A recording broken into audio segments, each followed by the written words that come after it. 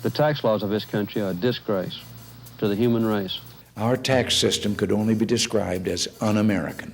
Read my lips. No new taxes. Taxes. They're an every 4 years campaign trail issue. And just like most modern-day candidates, Joe Biden campaigned on big ambitions.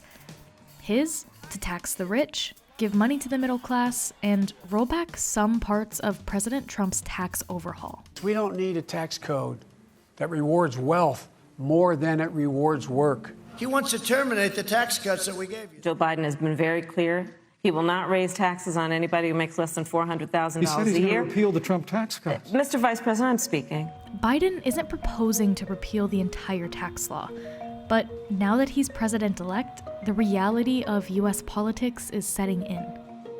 If Democrats don't have the Senate, the tax increases are almost certainly not happening.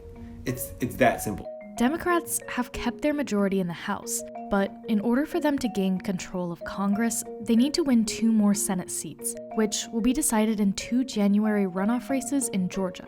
Still, Biden would have to get every single Democratic senator on board with his proposals. And in the end, any changes he's able to make to the tax code could look pretty different than the controversial proposals we heard about on the campaign trail. So, just how likely is Biden's tax plan to become a reality? First, let's look at how it could affect your wallet. Biden campaign, when he was running, really drew this as much of a bright line at $400,000 of income as they could. $400,000 a year. $400,000. More than 98% of households are below $400,000. So tax rates and deductions and big changes that would raise your tax bill largely don't affect you if you're below $400,000 of income. The details of exactly how much tax rates might change are still hard to pin down. But we can look generally at how Biden's tax proposals might affect different households. A low-income household doesn't pay a lot in income taxes right now. They probably pay a fair amount in payroll taxes. Taxes on low-income families wouldn't go up, and not much would change for middle-income households. The tax rates wouldn't change, the tax brackets wouldn't change, the major deductions wouldn't change. The biggest moves in the 2017 tax law don't expire until the end of 2025, and at this point, I really wouldn't expect Congress to do much about them in the near term. Biden has proposed a number of tax credits that could give money back to low and middle-income households. He wants to raise the child tax credit from $2,000 to $3,000 a child, or more for young children under the age of 6. Families can currently get up to roughly $1,000 per child through the Child and Dependent Care Tax Credit. Biden has proposed raising that to a maximum of $4,000 a child.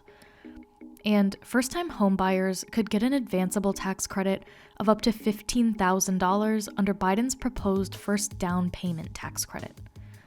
But like we said, the biggest proposed changes would impact income above $400,000.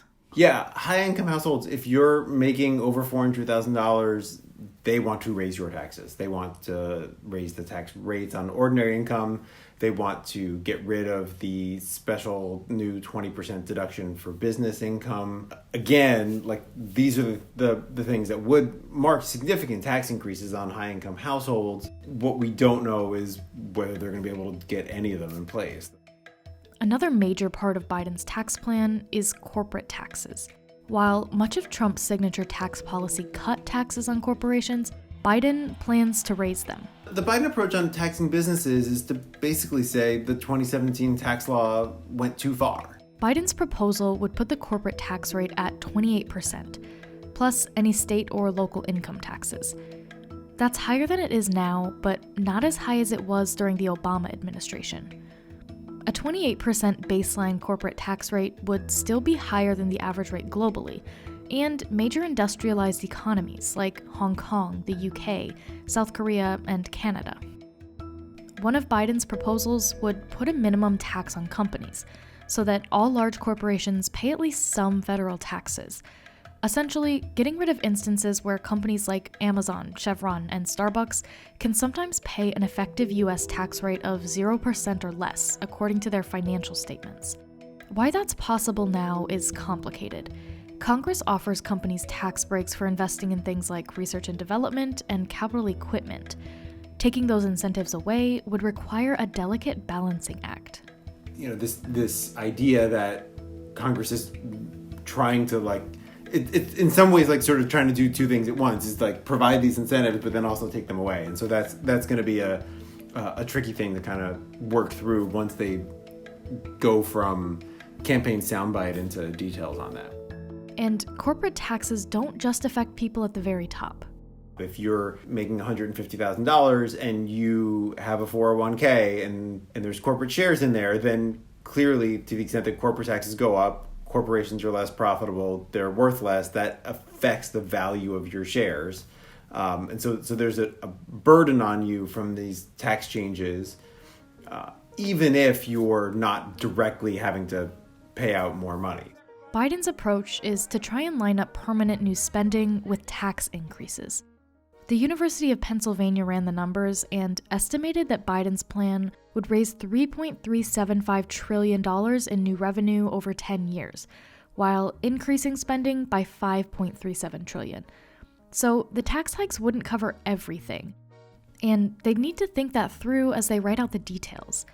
Economists generally agree that increased taxes lower economic growth, but by exactly how much is up for debate. Of course, all of this debate over the tax code is happening in the middle of a pandemic and economic recession.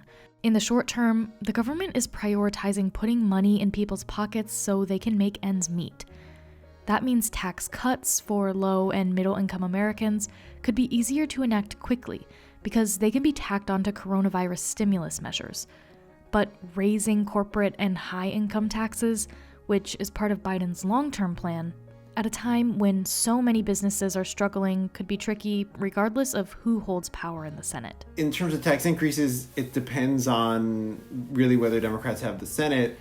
And if they do, they're going to face an interesting choice, which is, do they make those tax increases effective January of 2021? Or do they kind of say, all right, well, we know the economy's a little bit weak now, and we'll sort of have them kick in 2022 or later? And that's something they haven't really settled on yet. One way the Biden administration could enact some change without congressional approval is through regulation. Rather than changing the tax law directly, the Biden administration could use its regulatory powers to change how the law is interpreted. One can imagine the Biden administration going in there and saying, all right, well, you know, they on this definition for how foreign income of U.S. companies is taxed, they kind of went too far, and we're going to take some of that back. Another tactic Biden could take is beefing up the IRS by asking Congress for more money to fund the agency, which could then spend more time on enforcement and litigation. There's going to be a lot to do, a lot to think about, and we'll just sort of gauge these two big uncertainties, which are what the state of the pandemic and economy look like and what the state of the Senate looks like. It's this odd moment where we have so much new clarity because we know the election result, and yet there are these still, because life is uncertain, there's these still these big uncertainties out there.